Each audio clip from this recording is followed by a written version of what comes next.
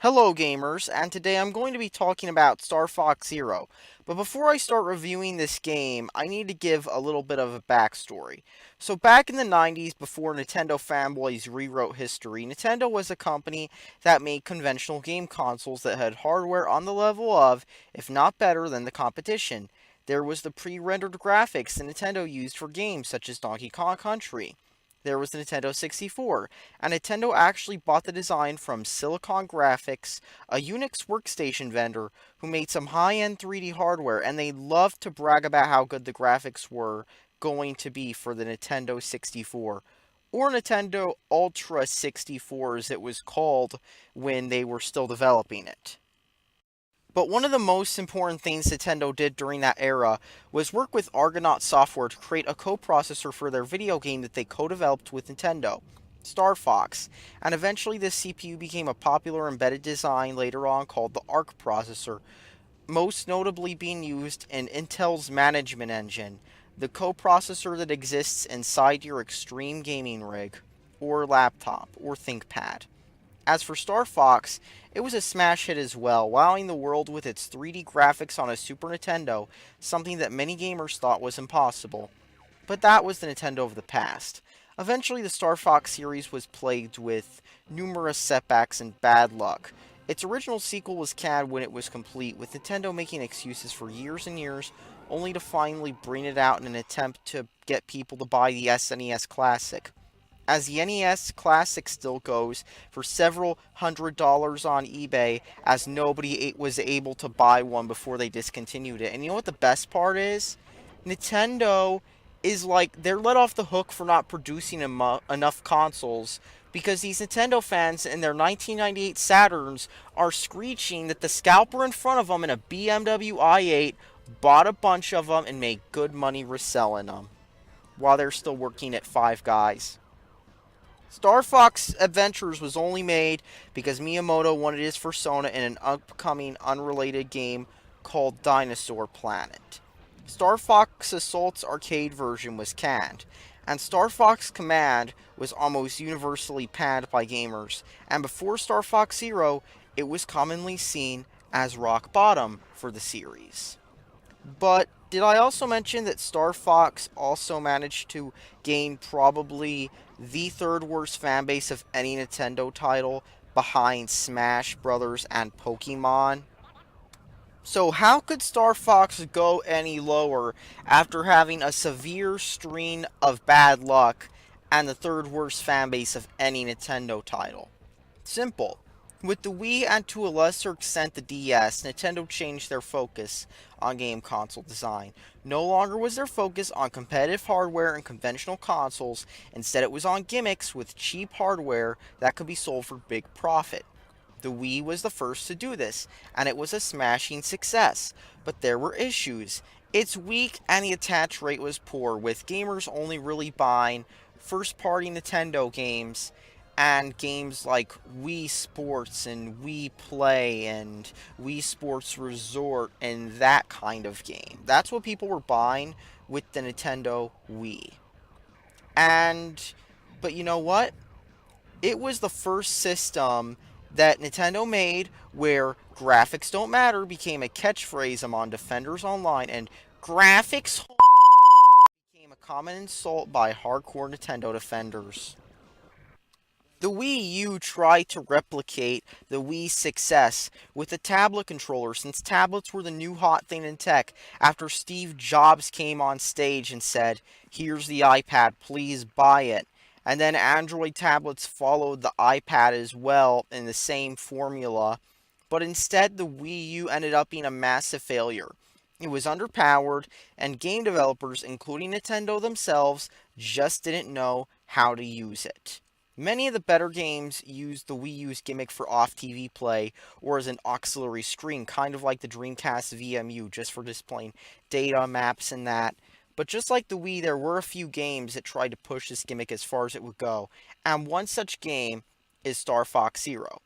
Now, with Star Fox Zero, Nintendo tried to reinvent the wheel with a brand new control scheme that was only well received by the Nintendo loyalists who will do anything to defend their favorite gaming company. Yet at the same time, it doesn't seem like Nintendo learned anything from Layer, a game made by a developer known for making games on Nintendo systems that stood out, Factor 5, and the game that ended up doing them in as well.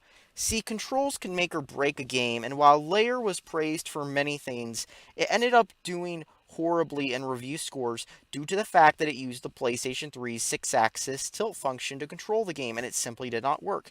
It was so bad that later on they ended up releasing a patch to use conventional controls, or at least more conventional controls than what they originally had.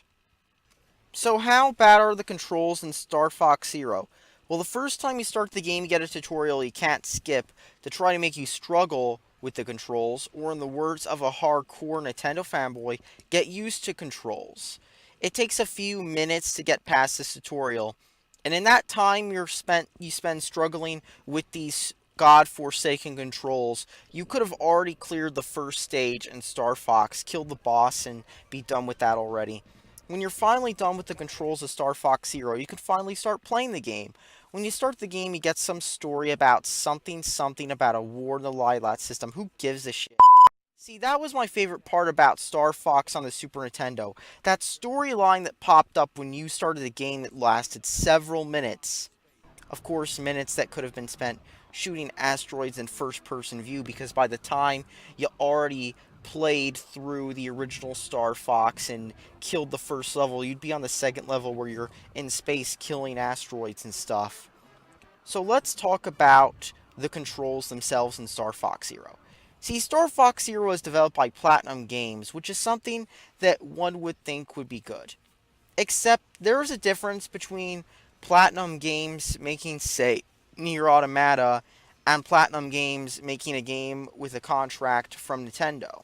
And when it's a game being developed by one company for a publisher, usually it's the publisher calling the shots and telling the developer, okay, you can do this, this, and that with your game. The developer has to do what the publisher wants them to, and so Star Fox Zero features Miyamoto's idea for controls.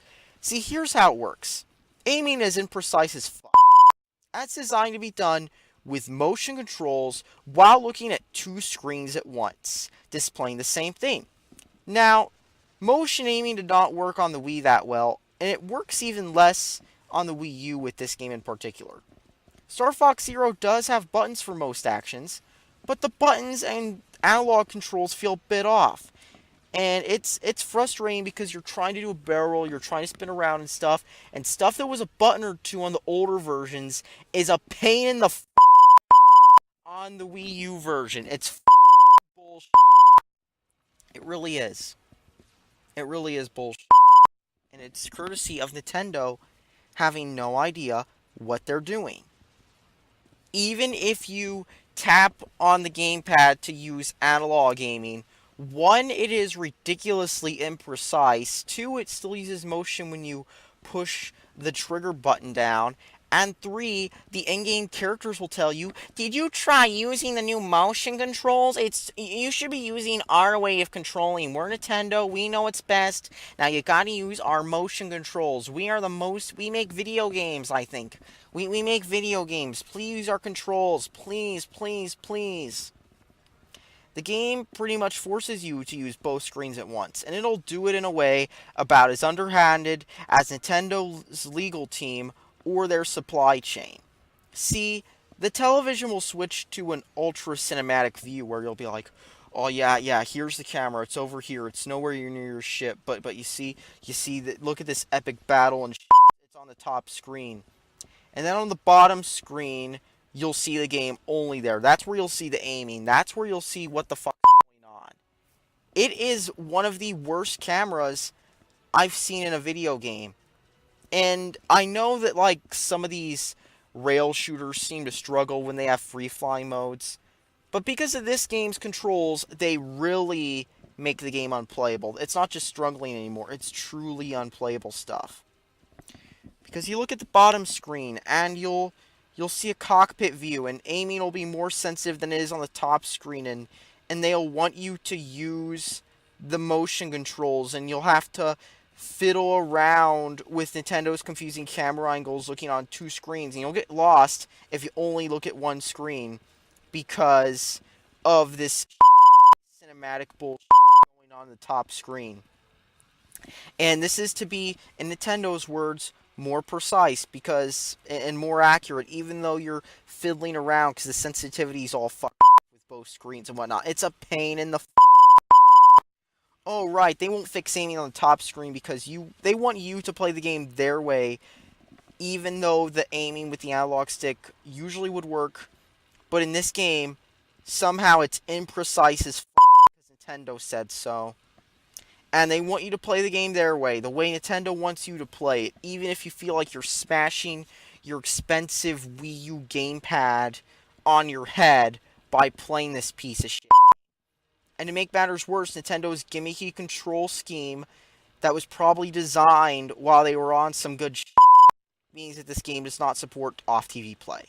Even as numerous third-party titles, and even Call of Duty of all things, supports off-TV play. This game does not. But Call of Duty Black Ops 2 on the Wii U does. After all, bad controls can make or break a game. And it seems like the controls from Star Fox Zero clearly break the game. See, Star Fox and Star Fox 64 use conventional controls, and you know what? People like those games. People remember them. When they think Star Fox, they think Star Fox 64. You know what game the phrase do a barrel roll came from? Star Fox 64. And you know what?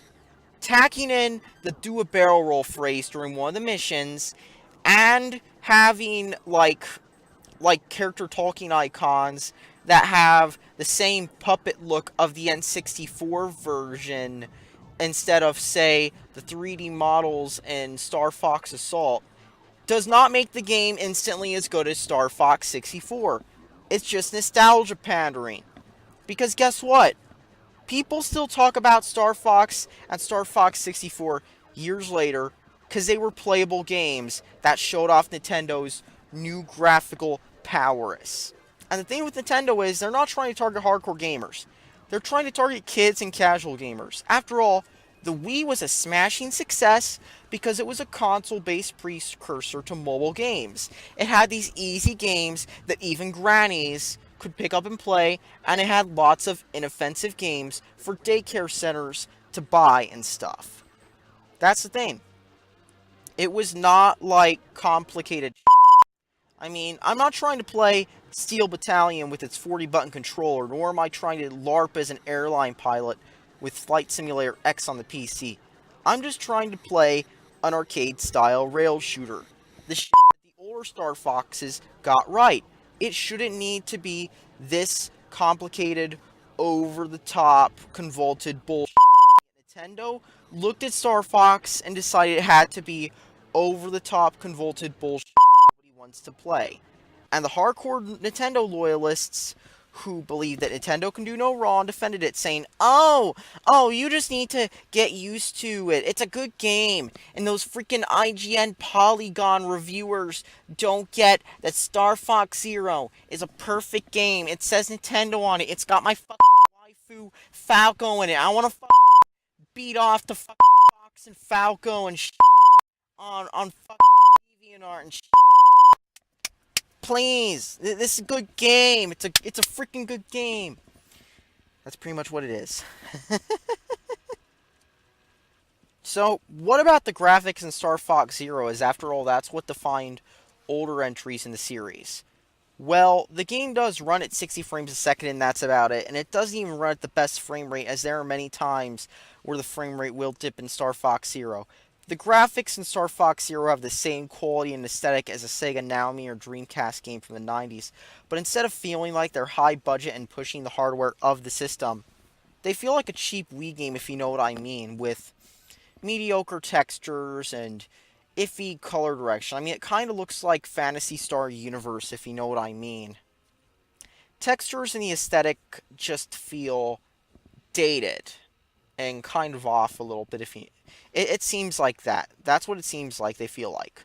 It's not a game that shows off the hidden Power 7 GPU power that ill-informed Nintendo fans full of conspiracy theories were bragging about when the Xbox One and PS4 were getting all the games, and especially games that people played. Instead, it reminds you more that the Wii U was weak and underpowered, and this is a big theme because a few years ago, I remember Nintendo fans coming up with conspiracy theories about those darn third parties trying to screw Nintendo over, and about how the Wii U had all this Power 7 power and GPU power. Except unlike many of those people who are saying that stuff, I actually did own a Power 7 server that worked at one time, and that thing was a jet engine and needed a Hyper 212 Evo sized cooler, or if you're not a PC gamer nerd, a cooler the size of a baseball. Yeah, it needed a cooler the size of a baseball to cool the damn thing down, because it was just hot. And then it had to run it with jet engine fans. And this is the power that Nintendo fans said the Wii U had. Bullshit. All in all, Star Fox Zero reminds you why the Wii U was such a failure of a console. Here's an underpowered console that was about as identity confused as a teenager on Tumblr. The better known games on the system barely used the gamepad screen, and the games that used it too much, like Star Fox Zero, failed. And off-TV play was a good idea that Nintendo doubled down on with the Nintendo Switch, but at the same time it had a range worse than a Comcast-provided Wi-Fi router. At least Nintendo Switch is slightly more focused on what it wants to be, and I mean slightly because it's a bit big for a portable and underpowered for a console, but at least that's what it's marketed as, and at least it's an easier sell than the Wii U was, because the Wii U was a gimmick that never worked, and Star Fox Zero was probably a good illustration of this, and it was also one of the many rock bottom moments of the Wii U, but probably the rock bottom moment when it came to Nintendo's first party output on that system. And remember that as people get hyped up for Metroid Prime 4 based on a 45-second logo teaser, just remember, at one time people were begging for a new Star Fox game, and some people were hyped for Star Fox Zero, with it being one of those series that was never released on the Wii U, and didn't have a release in a while, and it never got anywhere. It was one of those series. Some people were hyped for Star Fox Zero, and look how it turned out. It was a piece of That's all that needs to be said, people. Thanks for watching, and subscribe for more.